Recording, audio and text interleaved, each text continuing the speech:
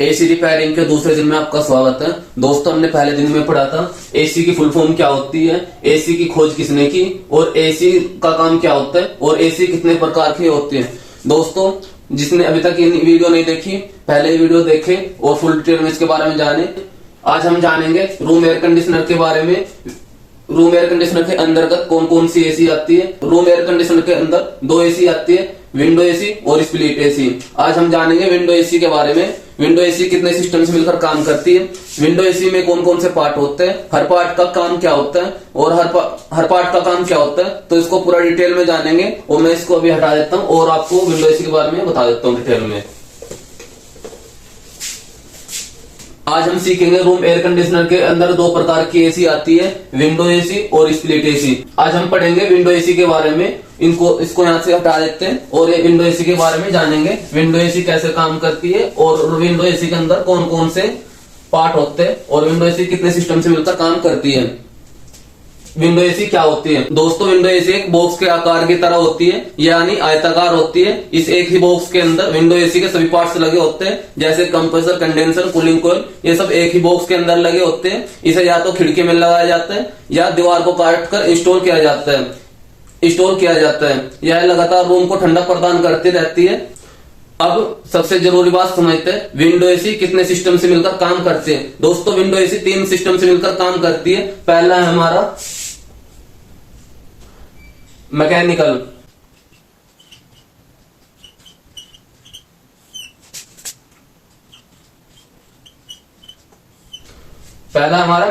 System. दूसरा है हमारा इलेक्ट्रिकल सिस्टम।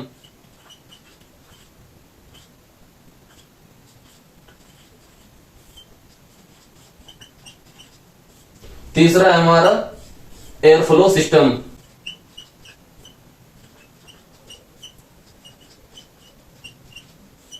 विंडो एसी हमारी तीन सिस्टम से मिलकर काम करते हैं। पहला हमारा मैकेनिकल सिस्टम, दूसरा हमारा इलेक्ट्रिकल सिस्टम और तीसरा है हमारा air flow system. Window AC नहीं बल्कि कोई भी एसी हो, जैसे स्प्लिट एसी, कैसेट एसी, चिल्लर एसी, पैकेज एसी, कोई भी एसी हो, ये सब 3 सिस्टम से मिलकर ही काम करेगी। मैकेनिकल सिस्टम क्या होता है। जिस सिस्टम के अंदर रेफ्रिजरेंट गैस का प्रभाव होता है उसे मैकेनिकल सिस्टम कहते हैं। यानी जिस पार्ट के अंदर गैस घूमती है, दबाव बदलता है, उसे वही सभी पार्ट मैकेनिकल सिस्टम में आते हैं। दूसरा आता है हमारा इलेक्ट्रिकल सिस्टम। जिस सिस्टम के अंदर बिजली का प्रभाव या फ्लो होता है, यानी वायर सप्लाई, मोटर, रिले वगैरह, उसे इलेक्ट्रिकल सिस्टम कहते हैं। तीसरा आता है हमारा एयर फ्लो सिस्टम। जो सिस्टम हवा को घुमाने और फैलाने और चलाने का काम करता है उसे एयर फ्लो सिस्टम कहते हैं। इसमें मुख्य रूप से फैन, ब्लोअर, ग्रिल, ये सब पार्ट्स आते हैं। अब आपको तीनों सिस्टम समझ में आ गया होगा, तो तीनों सिस्टम को एक एक करके समझेंगे। मैकेनिकल सिस्टम क्या होता है, इलेक्ट्रिकल सिस्टम क्या होता है और एयर फ्लो सिस्टम क्या होता है। अगर आपको ये तीनों सिस्टम अच्छे से समझ में आ जाए तो आप एक एसी टेक्नीशियन बन जाएंगे। एसी टेक्नीशियन नहीं बल्कि एक एक्सपर्ट टेक्नीशियन बन जाएंगे। बात करते हैं इलेक्ट्रिक मैकेनिकल सिस्टम की। तो दोस्तों, मैं मैकेनिकल सिस्टम के बारे में लिख लेता हूँ और आपको डिटेल में बता देता हूँ। देखिए, विंडो एसी के मैकेनिकल सिस्टम के अंतर्गत आने वाले भाग, जो पार्ट आते हैं, जो भाग आते हैं, वो 5 टाइप के भाग होते हैं, वो 5 प्रकार के भाग होते हैं। विंडोज मैकेनिकल सिस्टम के अंदर में कौन कौन से भाग आते हैं उनको समझते हैं ध्यान से। नंबर 1 हमारा कंप्रेसर, नंबर 2 हमारा कंडेंसर, नंबर 3 हमारा फिल्टर, नंबर 4 हमारा कैपिलरी, नंबर 5 हमारा इवापोरेटर। मैकेनिकल सिस्टम के अंतर्गत आने वाले भाग ये 5 भाग है, compressor, condenser, filter, capillary, evaporator.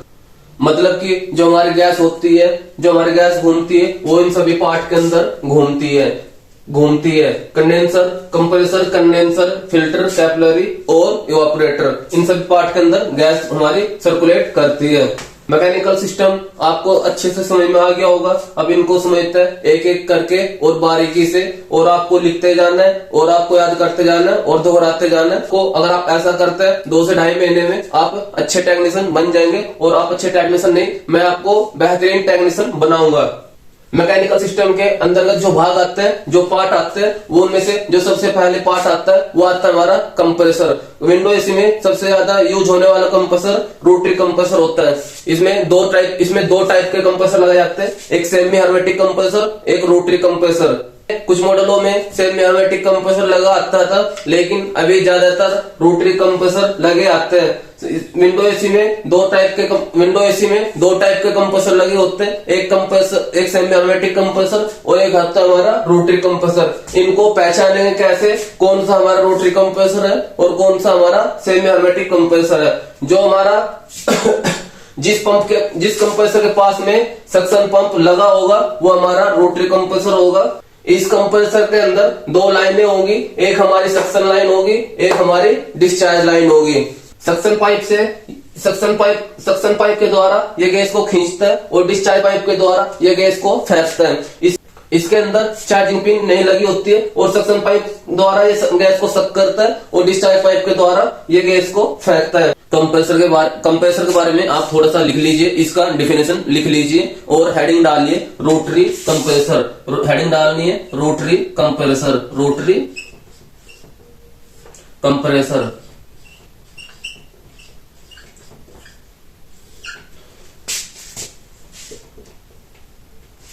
और हेडिंग डालनी है आपने रोटरी कंप्रेसर और लिखिए विंडो एसी में ज्यादातर प्रयोग होने वाला कंप्रेसर रोटरी कंप्रेसर होता है। विंडो एसी में ज्यादातर यूज होने वाला कंप्रेसर रोटरी कंप्रेसर होता है।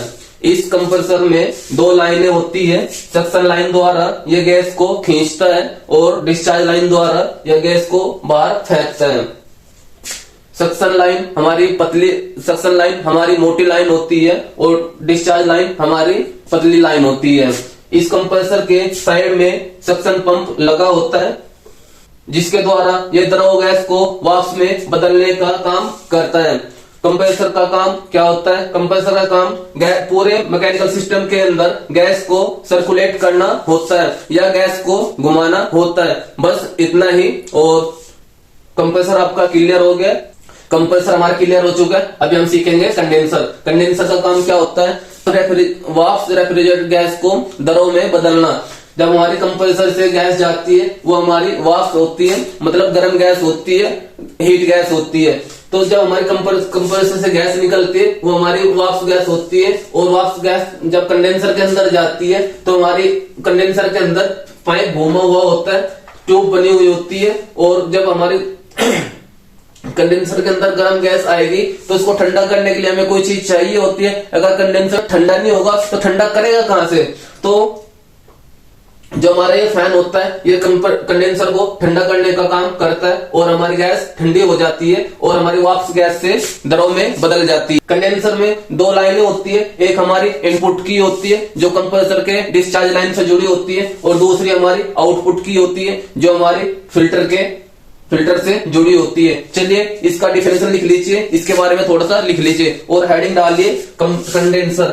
नंबर 2 हेडिंग डालिए कंडेंसर।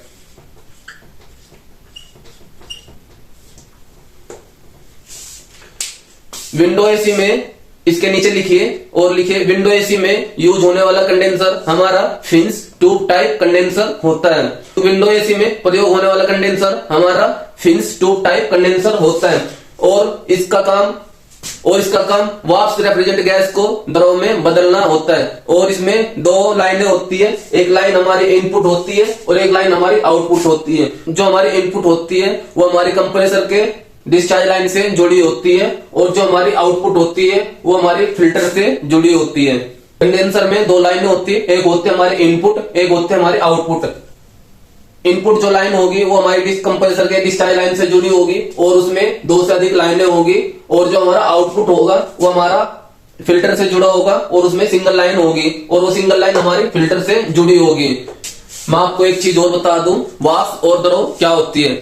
देखिए जब हम पानी को गर्म करते हैं तो उससे जो धुआं निकलता है, जो उससे भाप निकलती है वो हमारी वाष्प होती है। वाष्प आपको अच्छे समझ में आ गया होगा। अब समझते हैं द्रव। द्रव क्या होता है? जब हमारी पानी से भाप निकलती है, धुआं निकलता है और उसके ऊपर अगर हम हाथ रखते हैं, जब उसको बाहरी हवा स्पर्श करती है और हमारे हाथ के ऊपर बूंदें जम जाती है तो वो हमारी द्रव होती है। वाष्प और द्रव आपको अच्छे समझ में आ गया होगा और कंडेंसर हमारा क्लियर हो चुका है। तो आगे हम बढ़ते हैं और आगे हम सीखते हैं। तो ये आ गया था हमारा फिल्टर। फिल्टर क्या होता है और फिल्टर का काम क्या होता है। कंडेंसर हमारे क्लियर हो चुका है, आगे सीखते हैं फिल्टर। फिल्टर का काम गैस को साफ करना होता है, और जो हमारी गैस होती है उसके अंदर कोई पार्टिकल अगर रह जाए या गंदगी रह जाए वो कैपिलरी ट्यूब में ना जाए। अगर कैपिलरी ट्यूब में जाएगा तो कैपिलरी हमारी ब्लॉक हो सकती है या चोक हो सकती है, इसलिए हमारा काम उसको छानने का काम हमारा फिल्टर करता है। फिल्टर करता है। इसका जो आउटपुट होता है वो हमारा, जो इसका इनपुट होता है वो हमारा कंडेंसर से जुड़ा होता है, और जो हमारा आउटपुट होता है वो हमारे कैपिलरी ट्यूब से जुड़ा होता है। फिल्टर इसलिए लगाया जाता है ताकि कैपिलरी ट्यूब हमारे ब्लॉक ना हो या चोक ना हो। तो आप इसके बारे में लिख लीजिए, हमारा इसका डेफिनेशन लिख लीजिए और हेडिंग डालिए फिल्टर, और हेडिंग डालिए फिल्टर।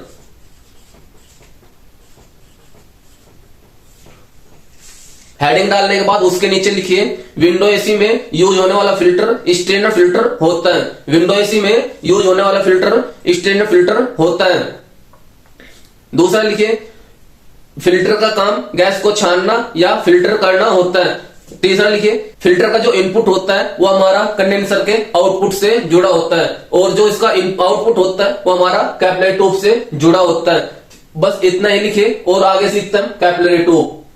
कैपिलरी का काम होता है गैस की स्पीड को, प्रेशर को कंट्रोल करना। यह हाई प्रेशर गैस को लो प्रेशर में बदलती है ताकि इवापोरेटर में जाके गैस सही तरीके से काम करे।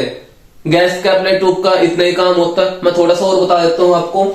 जब हमारी गैस कंप्रेसर से डिस्चार्ज होती है, हाई प्रेशर हाई टेम्परेचर होता है, और जब हमारे कंडेंसर के अंदर जाती है वहां पर भी हाई टेम्परेचर हाई प्रेशर होता है, और जब हमारी फिल्टर में आती है यहाँ पे मीडियम टेम्परेचर में आती है, और मीडियम टेम्परेचर में आने के बाद यहाँ पे जैसे फिल्टर में आएगी, फिल्टर के आउटपुट पे कैपिलरी ट्यूब लगी होती है। उसका जो साइज होता है, जो होल होता है वो बहुत छोटा होता है, जिसके कारण यहाँ पे गैस ब्लॉक हो जाती है। ब्लॉक होने के कारण फैन को भी थोड़ा टाइम मिल जाता है, गैस को ठंडा करने के लिए। और जब हमारी गैस कैपिलरी ट्यूब से गुजरती है, इवापोरेटर में जाती है, तो यहाँ पे हमारा लो टेम्परेचर बन जाता है। तो आप हेडिंग डालिए कैपिलरी, यहाँ पे हेडिंग डालिए 4 नंबर कैपिलरी।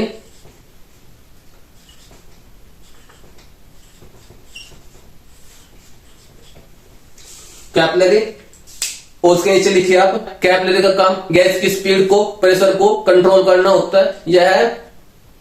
यह हाई प्रेशर को लो प्रेशर में बदलती है ताकि गैस इवापोरेटर के अंदर जाकर सही से काम करे। बस इतना ही लिखना आपने। कैपिलरी हमारी क्लियर हो चुकी। अभी हम सीखेंगे इवापोरेटर का काम क्या होता है। किसी स्थानीय वस्तु की गर्मी को सोख कर या अब्जॉर्ब कर अपनी कूलिंग का प्रभाव वहां पर छोड़ना इवापोरेटर का काम होता है। देखिए जब हमारे कैपिलरी ट्यूब से गैस गुजरती है तो ये बहुत पतली ट्यूब होती है, इसमें बहुत पतली ट्यूब होती है, पतली लाइन होती है। और जो हमारी इवापोरेटर की लाइन होती है वो थोड़ी बड़ी होती है और बड़ा साइज होता है उसका। जब हमारी कैपिलरी ट्यूब से गैस गुजरती है तो फुहारे की शक्ल में जाती है इवापोरेटर के अंदर। जैसे आप नाई की दुकान पर जाते हो और नाई की दुकान पर जाने के बाद उसका जो स्प्रे वाला पानी वाला स्प्रे होता है वो ऐसे स्प्रे मारता है, तो उसमें जो फुहारा निकलता है उसकी शक्ल में ही कैपिलरी ट्यूब से भी गैस का फुहारा निकलता है, और यहीं से हमारी कूलिंग स्टार्ट होती है। जब इवापोरेटर हमारा बर्फ की तरह ठंडा हो जाता है तो जो हमारा ब्लोअर होता है,